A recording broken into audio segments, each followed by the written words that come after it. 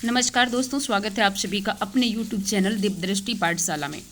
दोस्तों, आज हम लोग इस वीडियो में कुछ पढ़ने वाले नहीं हैं, बल्कि हम लोग एक गलत सिस्टम के विरुद्ध जो है एक आवाज़ उठाने के लिए इस वीडियो को शुरुआत किए हैं।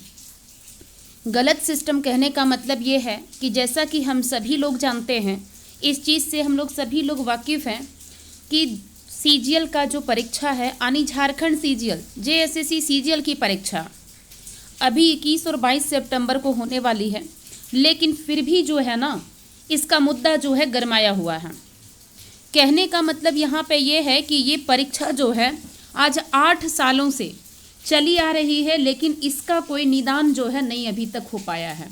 पता नहीं आगे 21-22 को परीक्षा होगी या नहीं होगी, ये भी संदेह के घेरे में है। दूसरी बात, ये वीडियो देखने से पहले बहुत लोग जो हैं वो सवाल करते हैं कि आप लोग जो है परीक्षा को रोकने के लिए ये काम कर रहे हैं। परीक्षा तो होने दीजिए, 8 साल का ये सवाल है। अरे भैया, अरे बहन, मैंने भी ये समझ रखा है, हम भी ये जानते हैं, हम भी आपसे अलग नहीं हैं। ये परीक्षा 8 सालों से है, इसलिए लोगों के जहन में जो है ना बसा हुआ है ये कि ये परीक्षा जो है फेयर तरीके से हो। क्योंकि 8 साल आप खुद समझिए कि 8 साल जिस परीक्षा के लिए आप दिए हैं और गलत तरीके से अगर एग्ज़ाम्स होता है, सिलेक्शन आपकी नहीं हो पाती है, समझिए उस समय आपके अंदर क्या तड़प होगा। कहा भी जाता है कि कोई बड़ी समस्या आने से पहले जो है ना छोटी समस्या का ही निपटारा कर लिया जाए तो वो बेहतर है। आप खुद समझिए, हम पिछला किसी भी चीज़ के बारे में जिक्र नहीं करेंगे।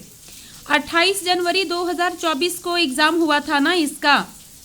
अब 28 जनवरी 2024 को जब एग्ज़ाम हुआ था तो तुरंत ये देखिए, ये एक बड़ी वैकेंसी है और दूसरी बात है कि अच्छी वैकेंसी भी है, अच्छी पोस्ट भी है ना। अब उसके लिए बहुत सारे लोग जो है वो बहुत दिन से ख्वाब देखे हुए हैं। यहाँ पे संख्या ज़्यादा है। संख्या ज़्यादा होने के कारण क्या है कि सरकार जो है बिना व्यवस्था के जहाँ तहाँ सेंटर बना दे रही हैं। अब बताइए, एक वो और दूसरी बात जो है सेटिंग गेटिंग वाला जो कहानी है वो तो अलग है। अब उस सिलसिले से देखेंगे तो लाजमी है कि ये पेपर जो है लीक होना लाजमी था। अब ये पेपर जब लीक हो जाता है, समझिएगा ध्यान से, उसके बाद कोई सवाल कीजिएगा, ठीक है। पेपर जब 28 जनवरी को लीक हो जाता है, आई थिंक हमको जहाँ तक याद है 28 जनवरी को ही एग्ज़ाम था, ठीक है। पेपर लीक होता है और 29 जनवरी को क्या होता है, 29 जनवरी को पेपर लीक मामले में प्राथमिकी दायर हो जाता है। क्या हो जाता है? प्राथमिकी दायर हो जाता है। अब ये जब प्राथमिकी दायर होती है, उसके बाद 4 फरवरी को फिर अगला एग्ज़ाम CGL को होने का रहता है। ये भी जो है इसको भी रद्द कर दिया जाता है। उसके बाद एक SIT टीम का गठन होता है। क्या होता है? SIT टीम का गठन होता है। इस SIT टीम में अगर देखा जाए तो 3 DSP होते हैं। 3 DSP को रखा जाता है और अन्य दरोगा को रखा जाता है, ठीक है। अब ये जो SIT टीम है ये क्या करती है, ये 9 मई को एक चार्जशीट दायर करती है। ये क्या करती है? 9 मई 2024 को, समझिएगा। उसके बाद आप कुछ बोलिएगा कि हम गलत है या स्टूडेंट गलत है। चार्जशीट को दायर किया गया, ठीक है। अब चार्जशीट जब दाखिल किया जाता है, उसके बाद से जो है ना ऐसा लगता है जैसे SIT का बस इतना ही काम था, वो भूल जाती है, यानी वो सो जाती है। और इस चार्जशीट में अगर देखा जाए तो जो परीक्षा लेने वाली एजेंसी थी, जिसके बारे में ये कहा गया कि ये एजेंसी जो है यही पेपर को लीक करवाई है, JSSC साफ बोली कि ये जो एजेंसी है सतवत एजेंसी, इसको ब्लैक लिस्टेड कर दिया गया। किसके द्वारा? JSSC के द्वारा। अब सोच के देखिए, जिस एजेंसी को आप बाइकआउट करते हैं, जिसके बारे में आप कहते हैं कि ये ब्लैक लिस्टेड हम कर दिए हैं, उस एजेंसी के बारे में फिर आगे जो है कुछ आप कार्रवाई नहीं करते हैं। जैसा कि आप न्यूज़पेपर में भी आप देख सकते हैं, ये आज का न्यूज़पेपर है और अभ्यर्थियों का आरोप जो है, कहीं से आपको नहीं लगेगा कि सिर्फ ये परीक्षा रोकने का इन लोग का मोटो है। इन लोग का बस सिर्फ एक ही मांग है कि हम लोग का फेयर एग्जाम हो। हम लोग जलील हो चुके हैं, हम लोग इरिटेट हो चुके हैं इस एग्जाम से। सीजीएल पेपर लीक मामला ठंडे बस्ते में, चार्जशीट फाइल कर भूल गई एसआईटी। आप खुद यहाँ पे देखिए, जहां जहां है वहां बता दे रहे हैं कि यहाँ पेपर लीक देखिए 29 जनवरी को दर्ज की गई थी प्राथमिकी, जिसमें जो बताए वही सब चीजें थी। यहाँ पे देखिए, ये जो है ना, यहाँ पे आप देखने का प्रयास कीजिए। चार्जशीट दाखिल की गई जिसमें विधानसभा के अवर सचिव मोहम्मद शमीम और उनके 2 पुत्र हैं, ठीक है, अभिषेक राज, राहुल पीयूष, सत्येंद्र कुमार इत्यादि को गिरफ्तार किया गया था। उसके बाद जो है ना, इन लोग को जो है इस मामले में यानी जेएसएससी सीजीएल मामले में संलिप्त भी पाया गया, लेकिन 8 महीने के बाद भी पुलिस जो है इनको गिरफ्तार नहीं करती है।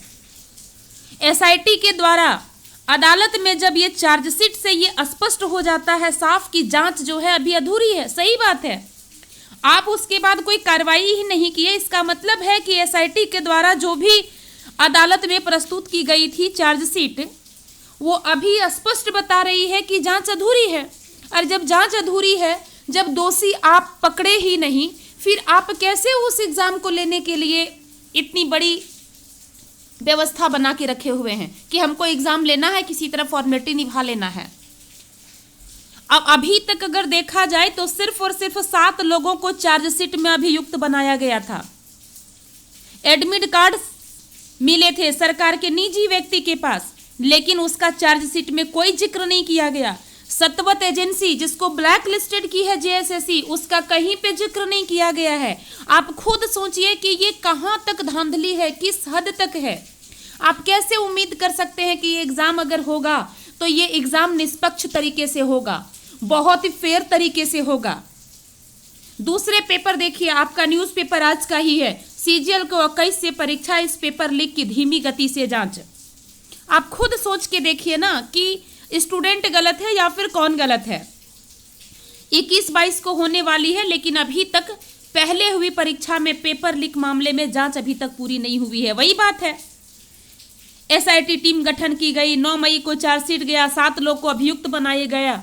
जेएसएससी चेयरमैन का नाम पत्र लिखकर ये जो है अंकुर कुमार ध्यान आकर्षित कराते हैं और कहते हैं कि चार्जशीट में सिर्फ 7 लोगों को अभियुक्त बनाया गया है। सही बात है, जो बात सही है वो सही है, क्योंकि सच कभी छिप नहीं सकता है।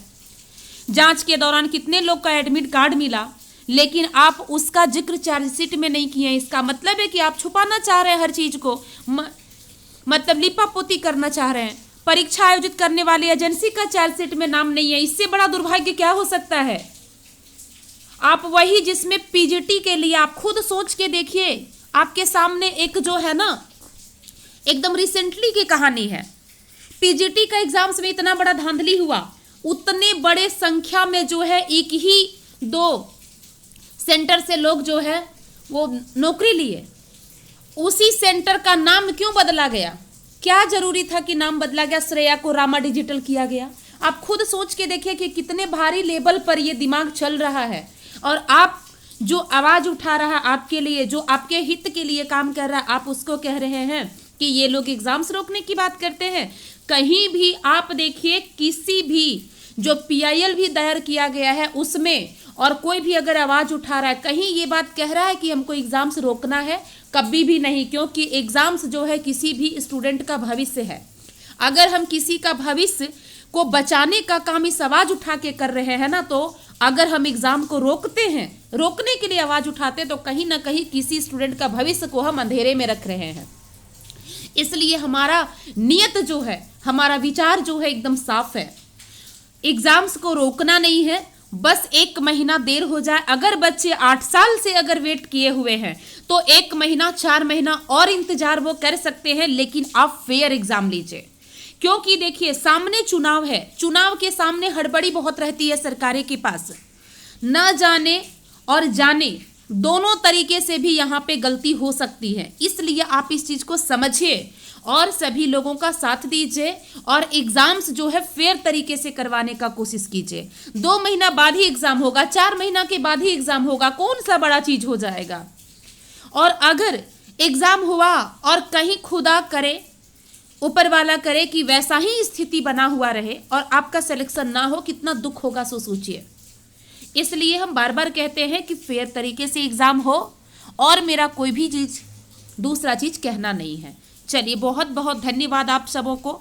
वीडियो अच्छे लगे तो थोड़ा सा आप इसको अपने दोस्तों के साथ शेयर कीजिए।